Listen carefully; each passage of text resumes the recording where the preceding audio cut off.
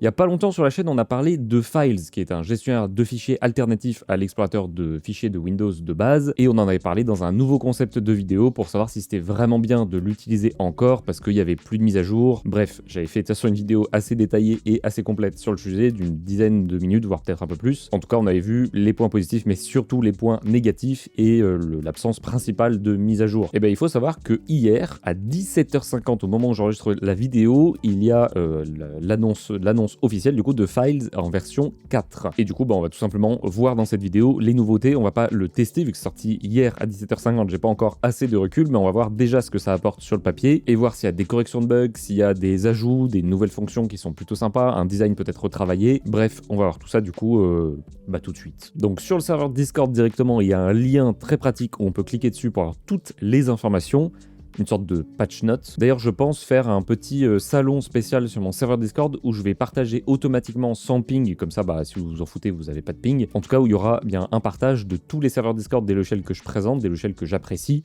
Et du coup, vous aurez les news en temps réel. Ça peut être plutôt pratique, ça peut être plutôt sympa. Je vais essayer de mettre ça en place. Voilà, c'est une petite idée que je viens d'avoir. Donc, qu'est-ce qu'on nous dit sur cette petite version 4.0 ? Alors, on est en anglais, mais je vais juste passer du coup en français. Voilà, comme ça sera beaucoup mieux et beaucoup plus compréhensible pour la plupart des gens. Et même pour moi, la traduction sera quand même plus simple. Au nom de l'ensemble de la communauté des fichiers, j'ai le plaisir d'annoncer la version Files 4.0. Donc ça, c'est très cool. Il y a enfin une mise à jour. On en parlait encore une fois dans l'autre vidéo. Donc, on va voir, il y a quand même pas mal de choses. Là, on voit donc quoi de neuf ? Il y a icône mise à jour, Omnibar, double vitrage amélioré, filtrage et recherche, outils de développement et Git, donc ça doit être GitHub. Anton, ça doit être une mauvaise traduction, je pense. Comparer les hash, signature de dossier, vue des colonnes, centre de statut. Centre de statut, ça peut être très cool. Page de paramètres, des actions, archives, unité de taille de fichier personnalisé, barre latérale, menu de contexte, accès rapide. Autre point saillant et surtout le fixe des bugs. Alors, qu'est-ce qu'on a ? On a un nouvel icône, ça c'était ça j'en avais parlé sur ma chaîne YouTube et surtout sur mon serveur Discord, un nouvel icône qui est vraiment très sympa. Et d'ailleurs, vu que j'ai tout simplement installé l'application, c'est vrai qu'on peut aussi regarder depuis ici, mais je pourrais peut-être pas traduire. Bien, c'est vrai qu'on voit que ici il y a un nouvel icône et il n'y a pas photo entre les deux. Il y en a un qui fait 2007 approximativement et l'autre qui fait 2025. Donc c'est vrai que l'icône est vraiment magnifique. Alors on va voir l'Omnibar comme il l'appelle du coup. Donc c'est une mise à jour majeure dans la conception. Donc je pense que ça va être un des ajouts principal de cette version 4.0 qui va du coup, c'est ce que j'allais dire, remplacer la barre d'adresse traditionnelle de l'explorateur fichier. Donc on va voir un tout nouveau contrôle qui fusionne la barre de chemin et la boîte de recherche en une interface unique et intuitive. Ça peut être pas mal. Et donc du coup, on va pouvoir passer d'un mode de navigation à l'autre. Ça c'est plutôt pas mal. Donc de ce que je comprends, ça va être vraiment une barre de recherche plutôt générale et qui est du coup regroupée au même endroit. On n'a pas besoin d'aller sur plusieurs endroits différents. Et on va pouvoir aussi accéder à des commandes et des actions avancées. Donc c'est en fait tout ce qu'il y a ici. Donc ça va être principalement des raccourcis clavier notamment qui vont être listés. Donc en fait, si je regarde dans Files, c'est ce qui est ici et effectivement, on a pas mal de choses. Donc ça va falloir regarder. Il y aura une vidéo complète de toute façon pour tout voir. Là, c'est vraiment juste patch note et annonce de Files 4.0. Comme ça, vous pourrez tester et me faire des retours.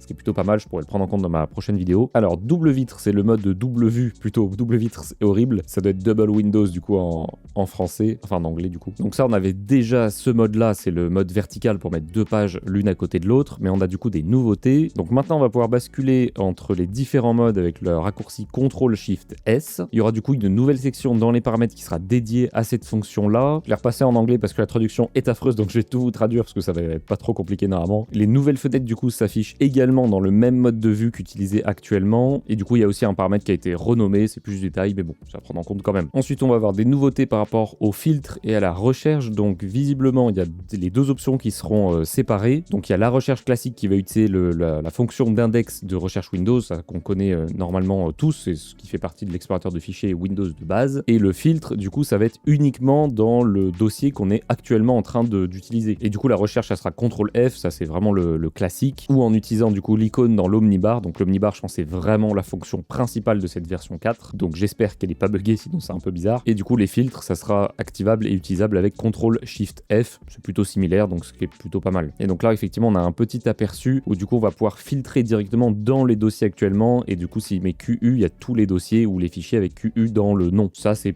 plutôt pas mal en vrai, et c'est bien que ça soit bien divisé. On va avoir des nouvelles options pour tout ce qui est développeur, GitHub, etc. Bon, ça va être pas très utile pour 99% des gens. Alors, en termes de cloud, on a des nouvelles intégrations, parce que c'est vrai qu'on peut intégrer nativement, on peut installer et ça sera intégré dans Files, eh bien Google Drive, etc. Donc là, maintenant, ça va supporter des services de cloud que je ne connais absolument pas, mais peut-être que vous les utilisez. Et l'utilisation de OneDrive est maintenant bien affichée dans les propriétés Windows uniquement sur Windows 11, vu que c'est précisé. Donc ça peut être pas mal pour les utilisateurs de OneDrive. Il y aura un système de comparaison du hachage des fichiers. Ça, pareil, ce sera pas très utile pour 99% des gens, mais c'est quand même plutôt pas mal de l'avoir. On va avoir une nouvelle, ça c'est très bien, une nouvelle section dans les propriétés qui s'appellera donc signature, et ça va pouvoir permettre de savoir tout simplement la signature du fichier. C'est une signature Microsoft, une signature Nvidia par exemple pour les drivers. Bref, on va pouvoir savoir si le fichier est signé et avoir les informations en question. Ça en vrai c'est plutôt pas mal. Mais plus gros, comme ça sera plus simple. On a également des nouveautés sur les colonnes. Donc ça c'était un mode d'affichage de Files où ça va apparemment automatiquement s'ajuster en fonction du nombre de colonnes et de l'espace qu'il faut tout simplement pour afficher les noms entièrement. Et évidemment on pourra bien redimensionner manuellement si besoin, mais déjà il y a quelque chose d'automatique, ce qui est plutôt pas mal. Alors Status Center, ça c'est très intéressant et c'est ce qui m'intéresse principalement. Donc maintenant on va pouvoir masquer automatiquement bien le logo de Status Center s'il n'est pas utilisé. Par défaut il reste activé en permanence, mais du coup dans les paramètres on pourra le masquer quand il n'y a plus de fichiers qui sont en transfert, en sauvegarde, etc. Le badge de notification sera automatiquement nettoyé quand on ouvre le statut bar, donc la commande en fait avec l'historique des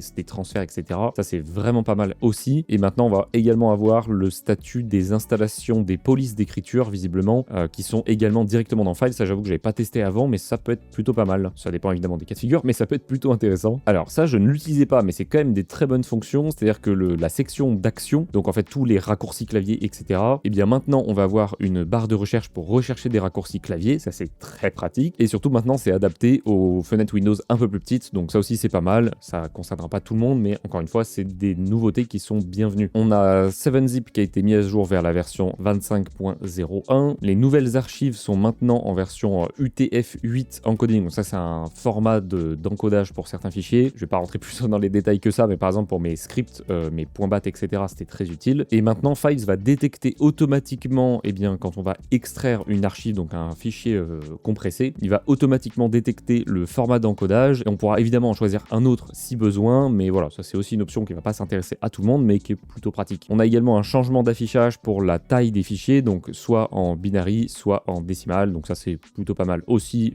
Encore une fois, ça reste du détail, mais c'est toujours utile, et c'est là qu'on voit si un logiciel est bien, c'est quand il va justement dans ces détails-là. Ensuite, on va avoir des notés pour la sidebar, le contexte menu, ça c'est vraiment pas mal. On va pouvoir maintenant désactiver le Open in Terminal, donc ouvrir dans le terminal dans le clic droit directement de Files. Et sinon, ça va être un peu des nouveautés, on va dire, mises à l'arrache. Il n'y a pas vraiment de thème et de catégorie, mais il y a par exemple la recherche des images pour le mettre en arrière-plan du navigateur. Il n'y aura plus de format imposé de base, c'est-à-dire peu importe le format de l'image, ça sera compatible. Pareil du coup pour les fichiers d'icônes dans les propriétés, ça c'est vraiment pas mal par contre. Ça c'est ce que j'avais vu du coup, et c'est ce que je vous ai montré dans Files juste ici, c'est que maintenant quand il y a une mise à jour, il n'y aura pas une fenêtre de dialogue qui s'ouvrira automatiquement, il y a vraiment la page avec le patch note qui s'ouvrira dès qu'il y aura une mise à jour de Files. Évidemment ça c'est plutôt pas mal, ça permet aux gens intéressés ou juste un peu curieux de savoir les changements précis des mises à jour. Il y a eu une amélioration des performances dans la section Quick Access, donc dans la page d'accueil, et après juste en dessous on va voir ce qui est très intéressant, c'est-à-dire les fixes, donc les corrections des mises à jour.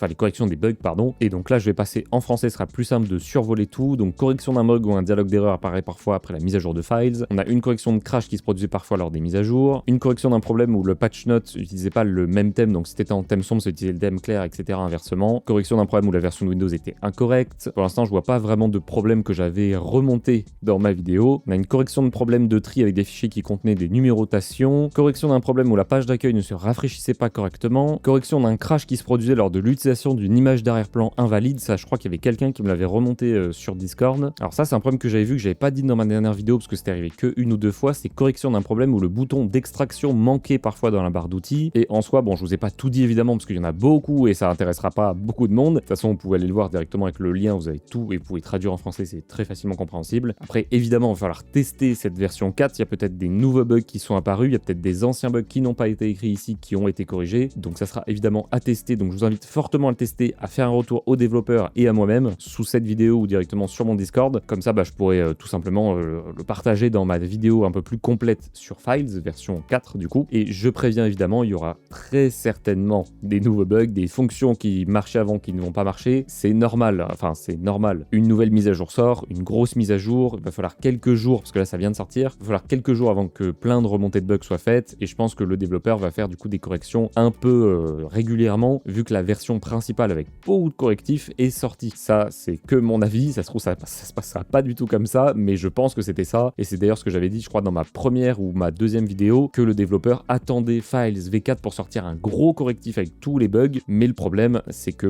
il y en aura peut-être encore, mais du coup là, il n'y a plus de mise à jour majeure, on va pas passer sur Files version 5 tout de suite, donc là, ça va être principalement des corrections de bugs dans un premier temps, donc voilà, très important de faire des retours aux devs. Et évidemment, pour le télécharger, il faut juste aller sur le site de Files, que je remettrai en description quand même avec le serveur Discord, et ensuite juste à cliquer sur téléchargement, et là, faut pas cliquer sur télécharger Files, sinon ça t'ouvre le Microsoft Store et c'est payant, et je sais qu'il y a plein de personnes qui se sont fait avoir. En fait, il faut aller donc sur cette page-là et cliquer sur installateur classique, et là, tu télécharges le .exe gratuit. Et ensuite, du coup, tu auras ton petit Files version 4 avec des nouveautés, toutes les correctifs que j'ai donnés, en espérant que ça soit enfin vraiment très bien et que je puisse l'utiliser à 100%, parce que du coup, j'avais un peu arrêté de l'utiliser à cause des nombreux bugs, mais pareil, je vais me remettre à l'utiliser pour faire la vidéo, donc je vais peut-être me sacrifier pour vous, mais c'est pas grave. En tout cas, j'espère que cette petite vidéo type informationnelle vous a plu. Je vais essayer de faire des vidéos un peu comme ça, sans date précise, c'est-à-dire quand il y a une info qui sort, je ferai une vidéo dessus. Ça permet de faire des petites vidéos plutôt sympas, actualité, plutôt cool. Évidemment, il y aura toujours une grosse vidéo par semaine. Donc voilà, c'est un peu plus blabla, c'est un peu plus chill. On discute un peu de l'actualité. Il y a d'autres vidéos que j'ai envie de faire par rapport à de l'actu très récente. Donc peut-être que dans les prochains jours, il y aura encore des vidéos. Donc c'est possible que les vidéos se mettent à spam fort sur YouTube, mais c'est pas grave. En vrai, c'est du contenu quand même plutôt intéressant. Bref, trêve de blabla. Je vais sortir la vidéo là dans la foulée quasiment. C'est 17h42. J'espère qu'elle sortira ce soir. Donc je vous souhaite une très bonne soirée. Je vous dis à dimanche ou avant pour une prochaine vidéo,